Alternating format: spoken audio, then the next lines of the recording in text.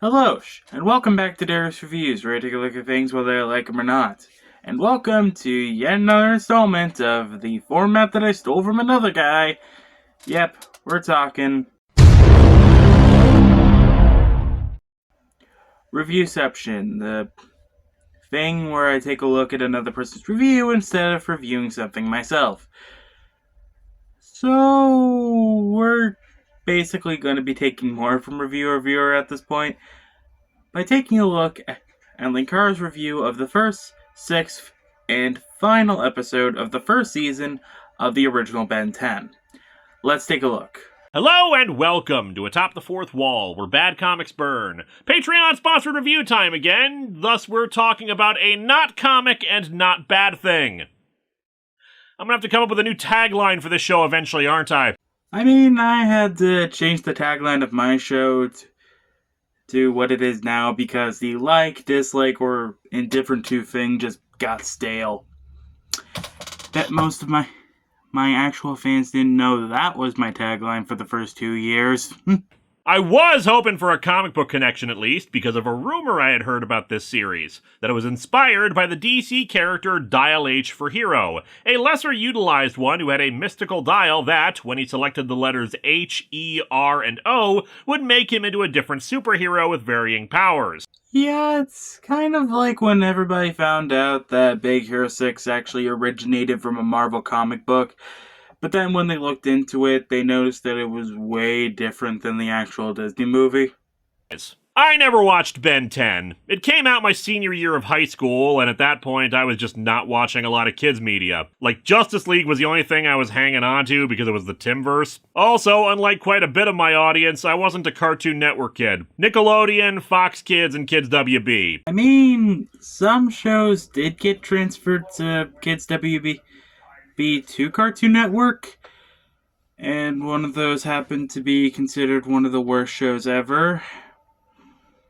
I liked it. And even Nickelodeon got phased out as I aged out of its demographic. Well, except for Invader Zim, which I watched in high school because all the high school kids watched it. And a bunch of wannabe goths and emos in their 20s. Into 3 episodes of Ben 10 and see if it's held up.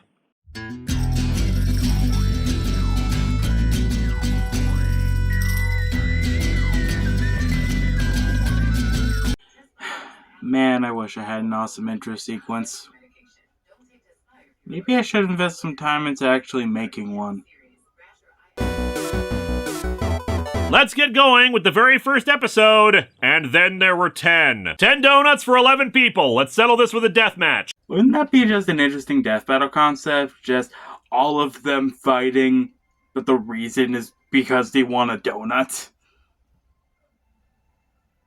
Don't tell me you wouldn't watch it. Back to Noise Filter Elementary School. Yeah, no idea what the deal is with the weird texturing on all the background elements. It's not like something horrible that makes the show bad or something, I just find it weird. After that My Little Pony review involving the romance movies, I think you may have a uncanny ability to find weird texturing.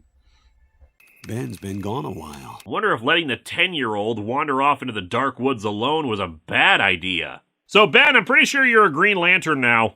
No, Linkara, it's obviously the new origin story for Beast Boy. He tests out the Omnitrix and transforms into some kind of fire alien. I'm on fire! I'm on fire! He's on fire! Hey, I'm on fire, and I'm okay. And I'm voiced by Steve Bloom now. Hey, at least it's not as weird as that one kid who, when he transformed, was voiced by Dan Green. And he was really obsessed with card games. Meanwhile, Ben finishes telling the full story to the two, and Gwen wonders if he's going to be a monster forever. He's not a monster. He's an alien. I mean, look at him. What else could he be? Fire elemental, mystical H-dial, a really extreme advertising mascot for a matchstick company. Hothead Burrito's new mascot? Resume playing with the Omnitrix, hoping to use it to actually help people instead of making things worse, and figures out how to activate it, this time selecting another form, an eyeless, more bestial one. It would be interesting to see Linkara actually name some of these aliens. The Hothead name kind of fits well with the fire alien. even though I know his actual name. From beyond growls, but retains his intelligence as he goes and swings off into the forest. One of the robot probes finds him and attacks, but he manages to destroy it before the battery on the Omnitrix runs out again. Unfortunately, the second probe shows up, but before it can blast him, Gwen smashes it with a shovel, and the robot catches fire. We're only on the first episode, and these kids have started multiple forest fires. There isn't going to be a single living tree left by the last sequel series, is there? It's either that or they're gonna have to face Smokey the Bear in the future. Only you can prevent forest fires. Patron didn't specify why they chose the 3 episodes they did, but now we're skipping ahead to episode 9, The Last Laugh. As such, I apologize if there was a bunch of context in the episodes between these that I'm missing out on.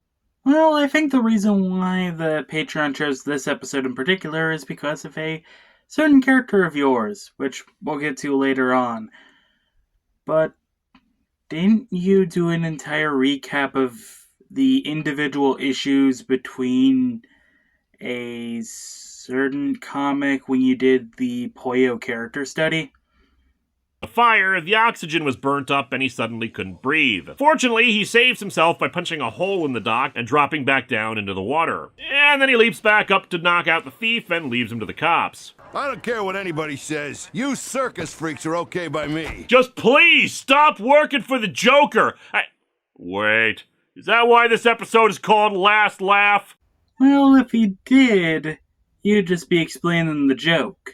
And you know what he says? If you have to explain a joke, there is no joke! Man, I'm taking a lot from Reviewception than I realized. Ben is very clearly not happy by the images of clowns, and honestly the circus isn't doing itself any favors when those images are so damn ominous. Fortunately, we have an appropriate counter-representation to evil clowns with my good friend, Boffo the Clown!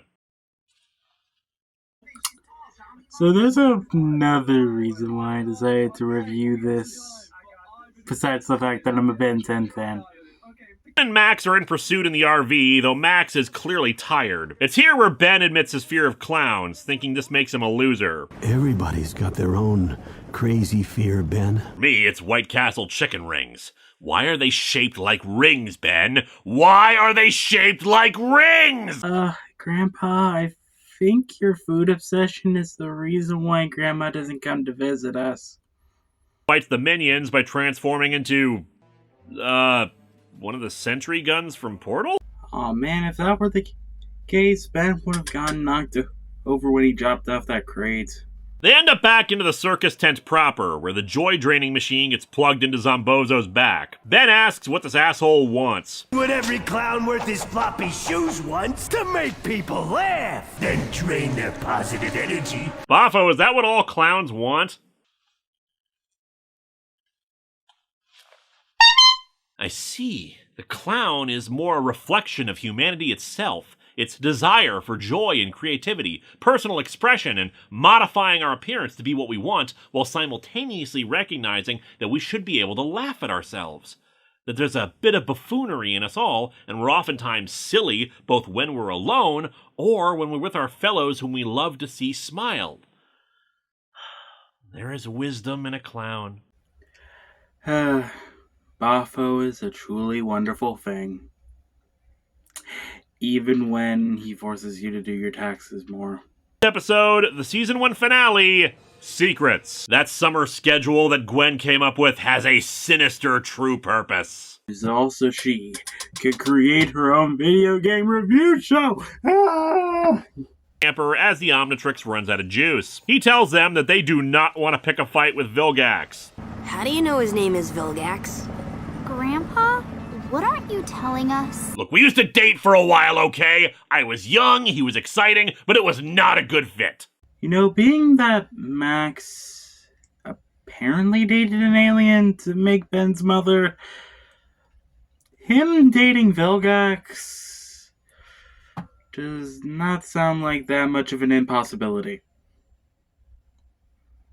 Weird to think about, though. Explains that the Omnitrix is part of an ancient power struggle. He wants to replicate it so he can have an entire army of soldiers wielding Omnitrixes, each one commanding an arsenal of powerful alien forms that he can use to conquer the universe. For me, I would probably take all the aliens from the Omnitrix, turn them female, and have my own harem. Okay. Yeah, that is not the weirdest thing, especially being that the Chatterings exist. The villain soon captures Max and Gwen and threatens to kill them if Ben doesn't surrender. He does so, and they go back aboard the ship, but it seems before he left, Max set the ship's auto-destruct. Ben takes up the gun Max brought to keep Vilgax from stopping it, and quickly flees the ship. It, of course, goes kablamo, and Ben manages to land safely in the fire alien form. And so our episode, and the season, ends with Ben telling his grandpa that they need to talk. But we'll do it next season as a hook to get people to come back. These episodes are pretty good. And so is this review. While it's pretty evident that Linkara knows nothing about the Ben 10 franchise besides little tidbits, this review is still a pretty good look at 3 episodes that technically don't have any connection to each other, but are still good regardless. Boffo returning for the last laugh portion still makes me giggle.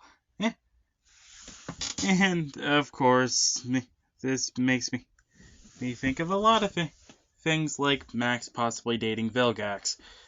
It's still a great viewing. You should definitely check it out if you get the chance. With all that in mind, I'm Darius, and remember, I review it, whether I like it or not.